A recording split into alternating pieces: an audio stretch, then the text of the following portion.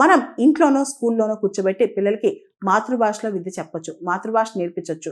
మాతృభాష అనేది మన సంస్కృతిలో ఒక భాగం. కానీ ప్రాక్టికల్గా ఆలోచిస్తే మాత్రం ఇప్పుడున్న ప్రపంచీకరణ, ఇప్పుడున్న ఇంటర్నెట్ ఎరాలో ఇంగ్లీష్ అనేది బేసిక్స్ ఖచ్చితంగా రావాలన్నమాట. నైజీరియా దేశమే కదా, అంటే నైజీరియా ఒకప్పుడు బ్రిటిష్ కాలనీ, భారతదేశం ఎలా కాలనీయో నైజీరియా కూడా ఒకప్పుడు బ్రిటిష్ కాలనీ అనమాట. అక్కడ మొదటి నుంచి కూడా కాస్త ఇంగ్లీష్ అలవాటు ఉంది.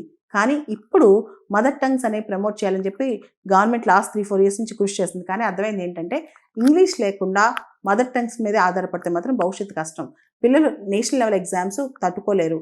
మనం చూస్తే భారతదేశంలో కూడా మనం చిన్నప్పటి నుంచి మదర్ టంగ్లో ఎంత చెప్పినా సరే పెద్ద పెద్ద ఎగ్జామ్స్, అది యూపీఎస్సీ కావచ్చు, పెద్ద పెద్ద సెంట్రల్ లెవెల్ ఎగ్జామ్స్ కావచ్చు, క్వశ్చన్ పేపర్ సెట్టింగ్ కానీ, ఇంటర్వ్యూ కానీ, లేకపోతే ఆన్సర్ షీట్స్ కానీ, కీ కానీ, ఇవన్నీ కూడా ఇంగ్లీష్లో రాసిన వాళ్ళకి ఎక్కువ సౌలభ్యంగా ఉంటున్నాయి అనమాట. కాబట్టి ఇంగ్లీష్ లాంగ్వేజ్ అనేది ఎంతో కొంత నేర్చుకోవాల్సిన అవసరం ప్రతి ఒక్కరికి ఉంటుంది. నైజీరియా నుంచి మనం ఈ పాఠం నేర్చుకోవాలన్నమాట.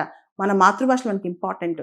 ఇండియాలో కూడా చాలా మాతృభాషలు ఉన్నాయి, ఇవన్నీ మనకి ఇంపార్టెంట్. కానీ అవి దాటి మాతృభాషతో పాటు ఇంగ్లీష్ నేర్చుకుంటే కనుక ప్రపంచంలో ఎక్కడికి వెళ్ళినా, ఏ పరీక్ష రాసినా కమ్యూనికేషన్ అనేది చాలా ఇంపార్టెంట్. కాబట్టి ఉద్యోగానికి ముఖ్యంగా కమ్యూనికేషన్ చాలా ఇంపార్టెంట్. కాబట్టి ఎంతో కొంత ఇంగ్లీష్ నేర్చుకోవడం అనేది చాలా అవసరం.